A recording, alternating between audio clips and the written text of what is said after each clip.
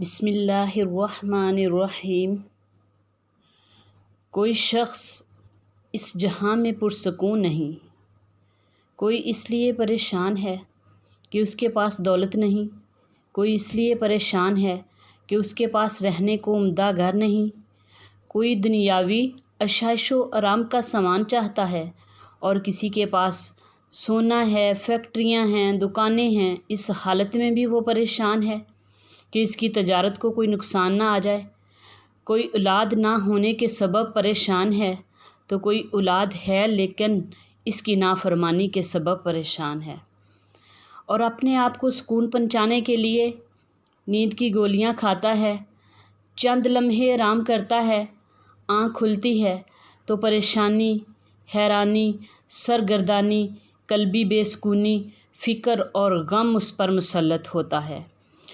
اس پریشانی اور قلبی بے سکونی کو کم کرنے کے لیے لوگ ڈاکٹروں، حکیموں کے گرد گھوم رہے ہیں، کوئی جادو کرنے والوں کے پیچھے بھاگتے ہیں اور اس خوف میں مبتلا رہتے ہیں کہ ان پر کسی نے تعویذ یا عمل کر دیا ہے۔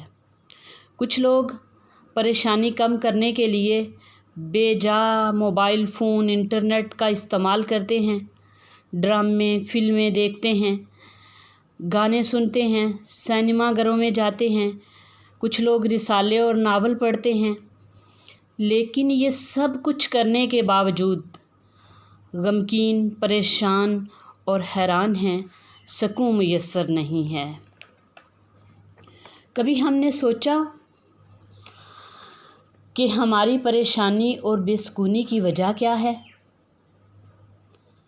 وجہ یہ کہ ہم یاد الہی سے غافل ہو گئے۔ ہم نے ذکر خدا کو بلا دیا، ہر وقت دنیا کا فکر، ہر وقت کاروبار کی پریشانی، ہر وقت دنیا کی باتیں، مگر مالک دنیا کا ذکر بلا دیا۔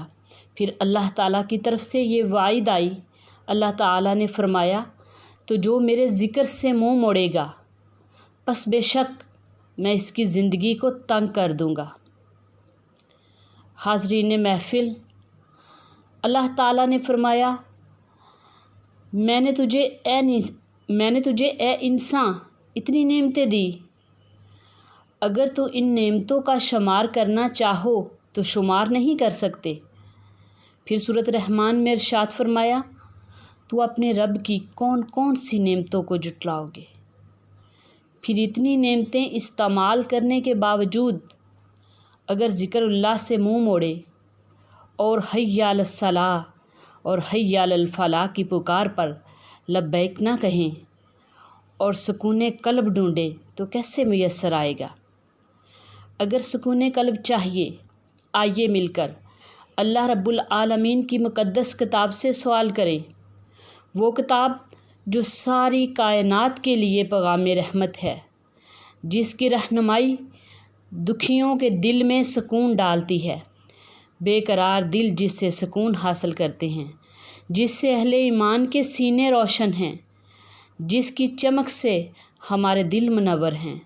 ہم مل کر سوال کرتے ہیں کہ اے اللہ تعالیٰ کی لاریب کتاب، ہمیں سکون کیسے ہوگا؟ جب ہم نے قرآن سے سوال کیا تو اس نے اللہ تعالیٰ کا یہ ارشاد سنایا، اے چین کی دولت چاہنے والے، تجھے مال و دولت سے سکون نہیں ملے گا، اگر سکون چاہتا ہے تو سن لے، الا بذکر اللہ تطمئن القلوب، اللہ کے ذکر سے دلوں کو اطمینان ہوتا ہے۔ اگر تو عزت کی زندگی گزارنا چاہتا ہے تو عزت والے نام کا ورد چلتے پھرتے، اٹھتے بیٹھتے، رات کو سوتے وقت، ہر وقت اس کا ورد کر، اسی سے قلوب سکون پاتے ہیں۔ رات کو سوتے وقت اللہ اللہ کر کے سو،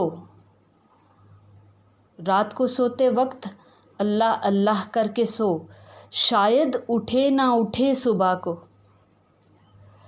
اگر ہم چاہتے ہیں کہ ہمیں زندگی میں اطمینان قلب اور سکون جاں میسر ہو جائے تو ذکر الہی سے دل لگائیے، نہ دنیا سے، نہ دولت سے، نہ گھر آباد کرنے سے، نہ دنیا سے، نہ دولت سے، نہ گھر آباد کرنے سے، تسلی دل کو ہوتی ہے خدا کو یاد کرنے سے۔ سامعین، ذکر الہی شیطان کو دفع کرتا ہے اور اس کی قوت کو توڑتا ہے، اس کے وسوسے ختم کرتا ہے۔ ذکر الہی اللہ تعالیٰ کی خوشنودی کا سبب ہے۔ ذکر الہی دل سے فکر و غم کو دور کرتا ہے۔ ذکر الہی جسم اور دل کو قوت بخشتا ہے۔ ذکر الہی چہرہ اور دل منور کر دیتا ہے۔ ذکر الہی رزق کو کھینچتا ہے اپنی طرف۔ ذکر الہی معرفت الہی کا دروازہ کھولتا ہے۔ ذکر الہی خطاؤں کو دور کر دیتا ہے۔ ذکر الہی اللہ تعالیٰ کے عذاب سے نجات کا ذریعہ ہے۔